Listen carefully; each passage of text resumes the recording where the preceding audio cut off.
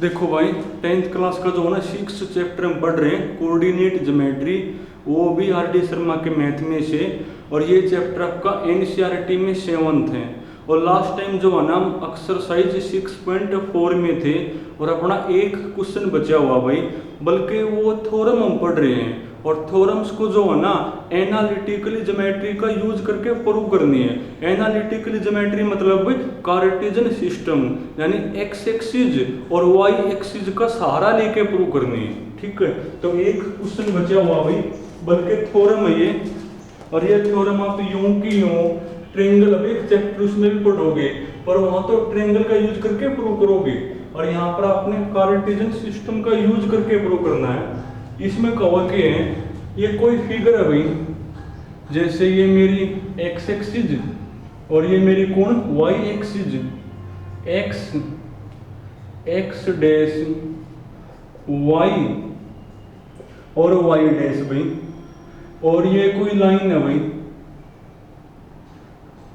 उसके बाद ये ओरिजिन हो गया मेरा, जिसको इन्हें खुद ओ से लिख रखा हूं, ये ए नाम दे रखा भाई। और इस ए के मेरे कोऑर्डिनेट हैं 2a,0, इसको इन्हें जो है ना बी नाम दे रखा भाई। और बी के मेरे हैं 0,2b हैं। और ये सी है भाई, बल्कि मैं जो स्टेटमेंट है वो लिख दूं। स्टेटमेंट में कहा है इन ए राइट ट्रायंगल, इन ए राइट ट्रायंगल। राइट ट्रायंगल क्या होती है भाई, जिसका एक एंगल 90 का वो मेरी कौन होती है, राइट ट्रायंगल होती है। BOA, BOA इज गिवन, यानी इस फिगर के अंदर ये BOA मेरी कैसी ट्रायंगल है भाई, राइट एंगल ट्रायंगल। क्यों? क्योंकि एक्स एक्सिस है, ये मेरी वाई एक्सिस है, और दोनों आपस में क्या होती है, परपेंडिकुलर। तो ट्रायंगल कैसी बनेगी, राइट एंगल ही बनेगी मेरी। उसके बाद क्या है C is the mid point, C is the mid point of the hypotenuse, of the hypotenuse, of the hypotenuse AB। और हमने शो करके दिखाना भाई, शो डेट क्या शो करना भाई, it is equi distance, it is equi distance from the vertices, from the vertices O, A and B, O, A and B।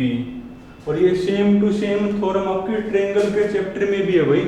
Cover के जब BOA मेरी कैसी ट्रायंगल है, राइट एंगल। क्यों? क्योंकि एक एंगल मेरा 90 का है, 90 के सामने कौन होता है, हाइपोटेन्यूज।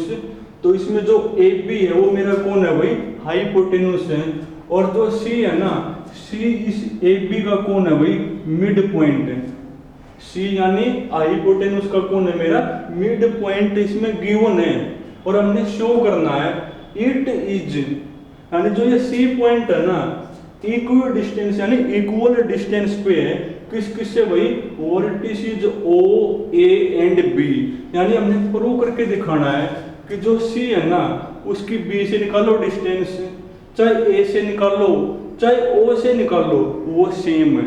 यानी CB, CA और ये CO तीनों मेरी क्या भाई, सेम है। यानी डेट इज क्या प्रूव करना हमने, CB इक्वल टू कौन, CA इक्वल टू कौन, CO हमने प्रूव करके दिखाना है।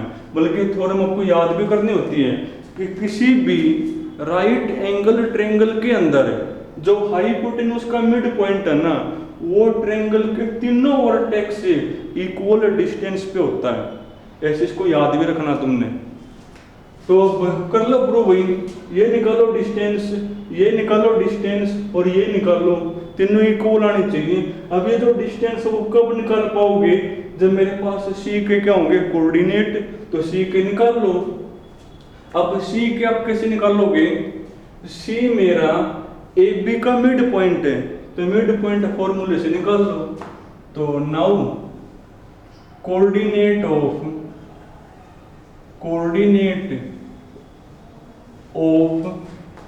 सी आर, तो सी के मेरे क्या बनेंगे भाई, सी मेरा ए बी का मिड पॉइंट है ना, तो एक्स एक्स वाले जोड़ो 2a प्लस 0, तो 2a अपॉन में 2, 2 तो 2 कट गया यानी a, y y वाले जोड़ो 2b प्लस 0, तो 2b अपॉन में 2 यानी b। अब निकालो डिस्टेंस, तो नाउ तो पहले सी बी निकाल लो, सी बी डिस्टेंस यानी सी के मेरे कौन आए भाई ए कोमा बी, तो सी बी निकालो डिस्टेंस, तो फॉर्मूला मेरा भाई रूट एक्स एक्स वाले करके माइनस उसका स्क्वायर ए माइनस 0 यानी ए और उसका स्क्वायर प्लस बी माइनस में 2b यानी माइनस का b और माइनस के b का स्क्वायर प्लस का b स्क्वायर। उसके बाद सी ए निकालो, तो सी ए मेरी कौन होगी, सी ए मेरी बनेगी, करो चाहे इन मत ये करो चाहे इन मत ये करो माइनस, चलो मैं इन में से ये कर दूं माइनस, 2a मत a गया a और उसका स्क्वायर प्लस 0 माइनस में b माइनस का b और उसका स्क्वायर b स्क्वायर। उसके बाद सी ओ निकालो, तो सी ओ मेरी कौन होगी भाई, ओरिजिन है भाई, इसको तो आपके 0,0 बनेंगे, तो a माइनस 0 यानी a और उसका स्क्वायर यानी a square plus b minus में 0 यानी b और उसका स्क्वायर। देखो तीनों इक्वल आ गई, यानी therefore C B equal to कौन, सी ए इक्वल टू कौन, सी ओ, तो हेंस प्रूव, तो प्रूव हो गया अपना ये। तो भैया थ्योरम आपको याद भी करनी है कि किसी भी राइट एंगल ट्रायंगल के अंदर जो हाइपोटेन्यूज का मिड पॉइंट है ना, वो ट्रायंगल के तीनों वर्टेक्स से क्या होता है मेरा इक्वल डिस्टेंस पे होता है, तो वो हमने प्रूव कर दिया। तो चलो आज आपकी 6.4 कंप्लीट होगी और कल करेंगे 6.5 में।